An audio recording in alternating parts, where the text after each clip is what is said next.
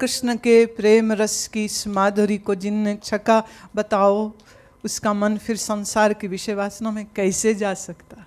जिसने कृष्ण के साथ बामर ले ली, जिसने कृष्ण के साथ नाच लिया हो, जिसने कृष्ण के नयन से नयन मिलाए हो, जिसने कृष्ण के नयनों से प्रेम रस मदिरा पी हो, वो संसार के इस कूड़ रस में फिर जा ही नहीं सकता। होली उत्सव है आनंद का, पर आनंद से पहले जो प्रेम, जो तड़प, जो साधना होनी चाहिए, जो विरह, जो मन को समस्त राग द्वेष अभिनिवेश इन पंच क्लेशों से मुक्त कर देता है, तो उसके लिए कृष्ण गीत में हमने ये पद गाया, कदम तले चुपचाप बैठी थी, रंगी न जाऊं सहमी बैठी थी। रंग न जाऊं कहीं, इसलिए डर के मारे मैं बैठी हूँ। पायो घनन घनन पग छनन छनन, ऐसे तूफान की तरह आया और उसने अपनी आगोश में ले लिया, भर दिया, रंग दिया मुझको। ऐसो नटखट श्याम बिहारी, पिचकारी मोहे बर भर मारी, कियो छीन छपट बिखरी मोरी लट। जो संसार हम समेट के बैठे हैं, वो सारे संसार को वो बिखेर देता है। वो कहते सिवाय मेरे अब तेरा किसी से प्रेम हो ही नहीं सकता। मेरे अलावा जब तू आंख खोलेगा तो तुझको जगत असार दिखेगा, दुख रूप दिखेगा, मिथ्या दिखेगा, और फिर इस दुख रूप संसार में तू वापस कभी जा ही नहीं सकता। इस ज्ञान की, इस प्रेम के रंग से कृष्ण होली खिलाते। माने आपके अंदर अगर वास्तविक तड़प है, खोज है, तो उस तड़प को तुम क्या पूरा करोगे, वो ही तुमको बरबस फिर रंग देता है। अंग अंग प्रेम रस भीज गयो रे, संग संग कान्हा भी रंग गयो रे, तन मन एक रंग मन गयो श्याम संग, ये फागुन आयो रे। ऐसी होली, ऐसा फागुन, ऐसा रंग। होली हुदड़ंग नहीं है, होली हुदड़ंग नहीं। देखो जब ये कहा ना छीन छपट, कियो छीन छपट, कृष्ण ने छीन छपट करी, पर उसने छीन छपट काहे की करी? मन से छीन के संसार वो बाहर फेंक देता।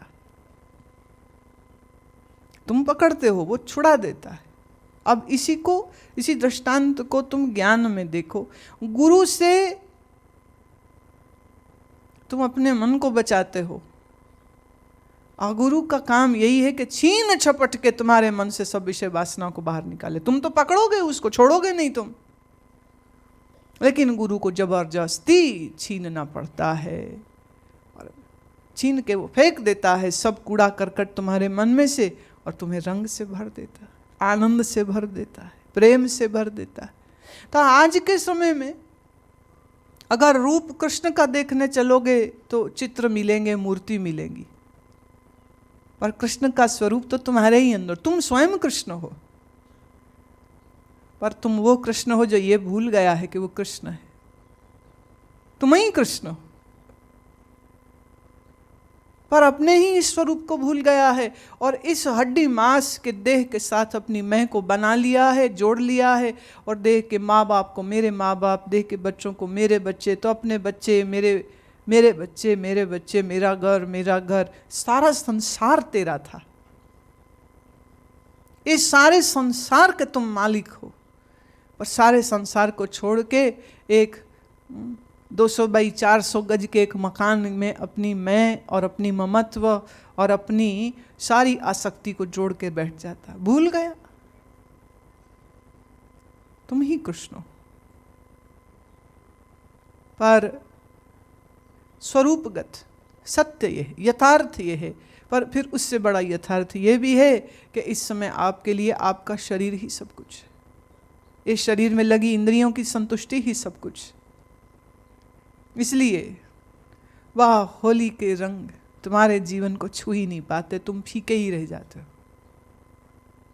और सदगुरु यही तो कहता है, फागुन 4 दिन का, फागुन सिर्फ 4 दिन का है, माने जीवन सिर्फ 4 दिन का है। ये फागुन बीत जाए, देखो फागुन के मास में ही होली है। फागुन बीत जाने पर शिशिर हेमंत में तो कोई होली नहीं खेलता, बरसात में तो होली नहीं होती, बोले फागुन में होली होती। तो कबीर कहते हैं ये मानव जीवन फागुन ऋतु है, इस ऋतु के बीत जाने से पहले पहले अपने कृष्ण को राजी कर ले और उससे होली के रंग को खेल ले, तो रंगा जाए आनंद में, ब्रह्मानंद में, तो जीवन सार्थक हो जाए। और कृष्ण जैसा रसिया, कृष्ण जैसा रंगीला, कृष्ण जैसा सुंदर रूप स्वरूप माधुर्य वाला, पर सच तो ये है आंखें भी तो चाहिए ना देखने को, नहीं तो कृष्ण के उसी रूप को देख के दुशासन दुर्योधन गालियां निकालते थे, शिशुपाल ने तो गिन के 100 गालियां दी। घृणा करते धृतराष्ट्र, कौरव सब घृणा करते, कंस घृणा करते, बकासुर, पूतना घृणा करते, लेकिन वो कहते घृणा करने वालों को भी कृष्ण ने मुक्ति दी, घृणा करने वालों को भी उन्होंने प्रेम दिया, घृणा करने वालों को भी उन्होंने अपने स्वरूप का परिचय दिया। घृणा करने वालों के शरीर को अगर कृष्ण ने मारा तो उनको नया जन्म देने के लिए, श्रेष्ठ जगह में जन्म देने के लिए। सच्चिदानंद घन परमात्मा तो सदैव कृपा करते हैं और कुछ भी नहीं। इसी प्रकार अच्छा देखो, कहीं कहीं गुरु को ललारी कहा गया। ललारी माने जो रंगता है, द डायर्स।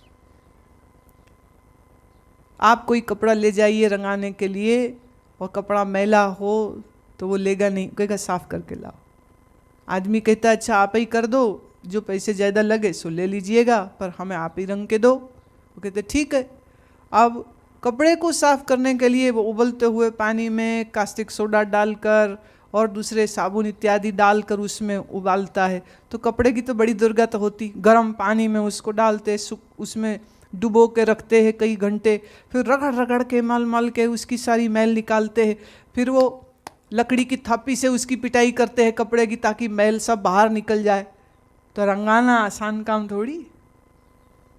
और फिर उसको पानी से निकाल कर निचोड़ते हैं, क्या प्राण निकलते हैं कपड़े के उस समय पर, और फिर झटक के रस्सी में टांग देते हैं सूखने के लिए। और जब रंग छूट गया, दाग छूट गए, गंदगी छूट गई, मैल छूट गई, तब फिर ललारी रंग वाले उस बड़े घोल के बर्तन में खौलते हुए पानी में फिर से डाल देता है, और फिर कई देर तक उसको उसी में रखता है, बार बार हिलाता है, डंडे से बार बार हिलाता है ताकि रंग एक साथ सब जगह चढ़ जाए। और फिर से निचोड़ता है, फिर निकालता है प्राण कपड़े के, और फिर रस्सी में डाल देता है सूखने के लिए। अब जब रंग देखता है ना ग्राहक तो खुश हो जाता, अरे वाह भाई वाह, तुमने कितना सुंदर बना दिया इसको, कैसा बुरा सा कपड़ा था अब कैसा सुंदर बना दिया। कबीर कहते हैं गुरु ललारी है, रंग रंगता है, पर रंगने से पहले उसको और भी बहुत कुछ करना पड़ेगा। और आज के चेले ऐसे हैं, डंडा उठाने की तो देर ही नहीं है। डंडा तो बड़ी दूर की बात है, वो जो थापी से पिटाई होती ना वो बड़ी दूर की बात है। वो जरा सा एक उबलते पानी के नज़दीक भी ले जाओ ना, इतनी चीख उठते हैं, सहन नहीं कर पाते, सहन ही नहीं होता। और कपड़े को, मैले कपड़े को तो बहुत यात्रा से गुजरना पड़ता है साफ होने के लिए, ताकि फिर उस पर रंग चढ़ सके। There is no easy way out. तुम अपने अहंकार को, तुम अपने क्रोध को, तुम अपनी ममता को, तुम अपनी ईर्ष्या को सहजता से छोड़ने को तैयार हो क्या? नहीं हो। तो गुरु को यत्न करने पड़ते। और जब तुम्हें गुरु कहता है ना तेरा मन मैला है, तो गुरु से गुस्सा होता है, कहाँ मैला? आपको ही लगता है मैला, हम तो बड़े अच्छे, हम तो ठीक है, आपको ही मैला लग, आपकी दृष्टि में दोष, गुरु की दृष्टि में दोष। अजब बात है। पर फिर भी कुछ ना कुछ क्रिया से, प्रेम से, अपनी शक्ति से, अपने संकल्प से, अपने भावना से अगर गुरु शिष्य को रोके रखे और शिष्य भी रुका रह जाए और अपने मन को पूर्णतः समर्पित कर दे कि गुरु चाहे जो तुम्हें अनुकूल लगे सो करो। देखो कहना बड़ा आसान है, पर जब होता है तो बर्दाश्त नहीं होता। कहना बड़ा आसान है, पर अगर शिष्य भी रह जाए और भाग न जाए, उसका धैर्य खत्म न हो जाए, तो फिर मन मैले को वो सुधार के, सुथरा करके, शुद्ध करके, साफ करके, फिर कबीर कहते हैं गुरु राम के रंग में रंग देता है। और ये रंगे हुए का रंग तो फिर कभी छूटता ही नहीं। और ऐसा पक्का रंग रंगता है कि रंग भी नहीं छूटे। और वो कहते खूब मजे ले, अब संसार के भी मजे ले लो जितने लेने हैं, कौन मना करता है? कोई मना नहीं करता है। तो होली एक बड़ा सुंदर महोत्सव है जो इस देश में श्री कृष्ण के नाम के साथ जुड़ा है, उनके सुंदर रूप स्वरूप और उनके जीवन लीला के साथ जुड़ा है। और इसी होली को आधार बना करके निर्गुण परंपरा के संतों ने भी कहा हम भी होली खेलते हैं, पर हमारी होली के रंग बाहर गुलाल के नहीं हैं, हमारी होली के रंग तो ज्ञान के हैं, प्रेम के, प्रेम की होली खेलते हैं।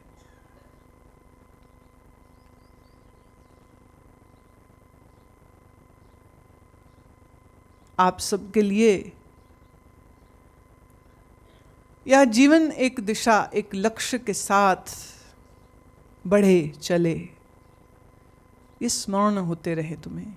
इसीलिए समय समय पर कभी शिवरात्रि के बहाने तो कभी होली के बहाने या सत्संग रखे जाते हैं, ताकि तुम आते रहो, सुनते रहो, सुनते सुनते सुनते शायद कभी तुम्हारा सोया मन जाग ही जाए, शायद कभी तो जाग ही जाए, कभी तो ये भीतर त्वरा, ये भीतर डर उठ जाए कि जीवन को आसार नहीं छोड़ेंगे, जीवन को कहीं एक मोड़ तक जरूर पहुंचाएंगे। आप सबके लिए